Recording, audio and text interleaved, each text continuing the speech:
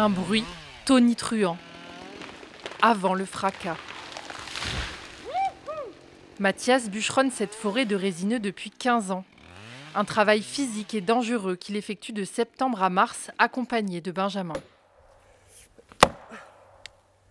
Ah, crac!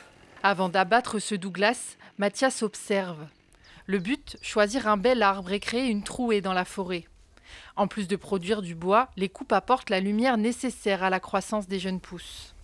On s'inscrit sur le temps long. Ce qu'on veut, c'est que la forêt dure le plus longtemps possible. Pour la faire durer le plus longtemps possible, on essaie de sélectionner, de choisir, d'identifier les arbres qui sont les plus jolis, qu'on pourra garder le plus longtemps en train de pousser, donc aussi les plus vigoureux, les essences les plus adaptées.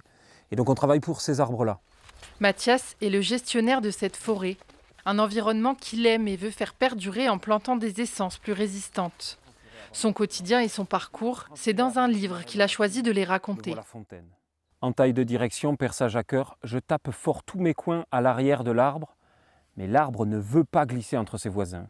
Il est planté entre... D'écrire ou de poser les choses sur du papier, moi c'est quelque chose que je faisais assez naturellement. Que ce soit les chiffres des arbres, que ce soit les emplacements de mes plantations, ou que ce soit juste des idées, je note toujours ça dans des fichiers, dans des carnets, dans des machins. Et donc au bout d'un moment j'en avais beaucoup et je me suis dit bon on pourrait peut-être essayer d'en faire quelque chose de ça. Dans ces lignes, Mathias raconte son enfance dans cette forêt plantée par son grand-père. Malgré son diplôme d'architecte, il s'essaye au bûcheronnage dans ces bois, un lieu d'apprentissage unique.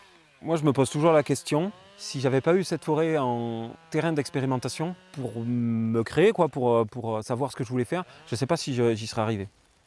L'auteur organise tous les mois des lectures de son livre Entre les épicéas et les Douglas. De quoi connaître tous les secrets de la forêt du Passette.